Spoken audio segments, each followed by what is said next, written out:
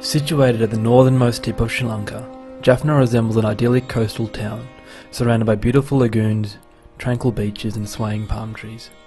Something you would find in a Lonely Planet guidebook, but without the usual hordes of tourists. 50 years ago, Jaffna was a much different story. It was the second highest populated city in Sri Lanka, after the capital Colombo. It held a highly educated workforce and was a centre of commerce and culture for the largest minority group in Sri Lanka, the Tamil people. Jaffna was tipped to become the modern-day Singapore. Singapore at this time already had a large Sri Lankan Tamil population working there, in the civil service area. In fact, one of the founding fathers of Singapore was from Jaffna. However, the tales of these two cities took vastly different paths. This is what the Civil War did. It stripped away the potential Jaffna had and reduced it to the coastal town that it is today. As a tourist, there are a few things that reveal Jaffna's rich past. There is the Jaffna fort, built by the Portuguese in 1618. It's a reflection of its early colonial history, where the Portuguese and the Dutch were vying for this strategic outpost. Today it is occupied by the Sri Lankan Navy. There is also the Jaffna Library. It is the pride of the local people. It had a lot of cultural significance, containing manuscripts that documented Jaffna's ancient past, knowledge that tied strongly to the identity of the Sri Lankan Tamil people. However, it was tragically burnt down as a result of ethnic tension in the area in 1981.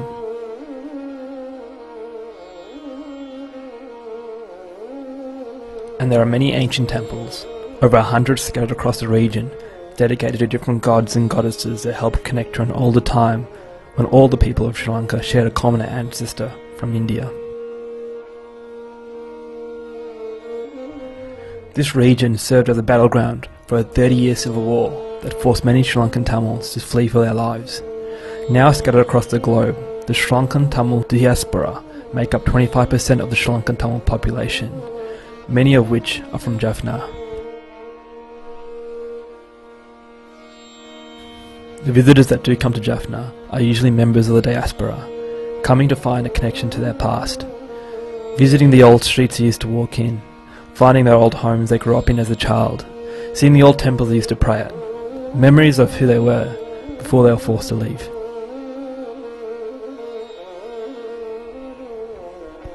With the end of the civil war in 2009 between the Sri Lankan government and the Liberation Tamil Tigers, travel restrictions to the area had been slowly lifted, and a slow influx of development had started to trickle through.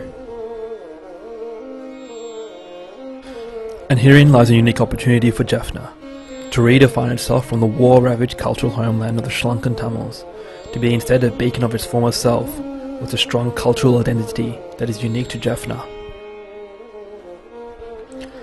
But as I walk around Jaffna, I see these opportunities slowly slipping away. The architecture and the infrastructure that could help define Jaffna and lay the foundation for a new cultural identity is making way for cheap glass and concrete blocks that you will find in any developing city.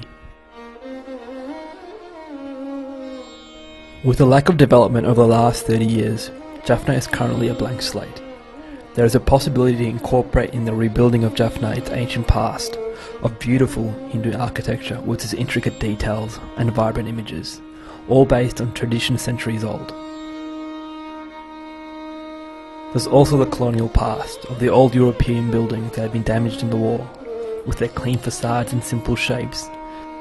They're now the more modern examples that were beginning to show a unique Jaffnan style, a style that was cut short by the war.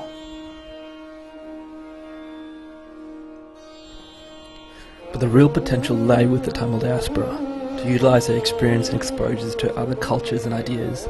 Things like sustainable construction, modern city planning, digital commerce and infrastructure could all be utilised. This diverse skill set and knowledge is an invaluable asset for any developing city. The diaspora also have the capital and are able to microfinance development, helping mitigate any government corruption while focusing on the needs of the local populace. And in this melting pot of rich cultures from all over the world, you'd expect something extraordinary to evolve that would be unique to Jaffna. However, with all this potential to guide the future of Jaffna, the Tamil diaspora need not forget that this is not for them. This is for the people who were unable to leave, who had to endure a 30-year civil war. This development is for the people of the other Tamil areas, who will benefit from the flow-on effect of economic prosperity in the region. And maybe it is the wish of the local population to develop as quickly as possible, to give them the first real hope in a very long time, to give them a reason to stay and work on building a future for themselves. But in the mad rush to develop Jaffna, let it not be without a purpose or a plan, whatever that may be.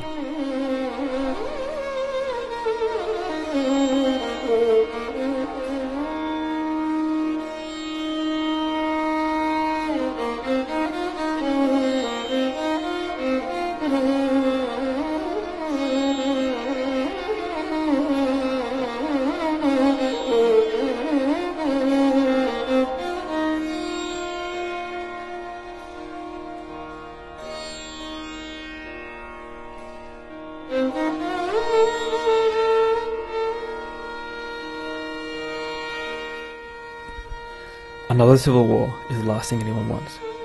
It is important that the Sri Lankan government provide their full support and allow the development to occur in these regions. There is now a real possibility for the creation of a self-sufficient people with a strong cultural identity, so that a rifle never need to be used again.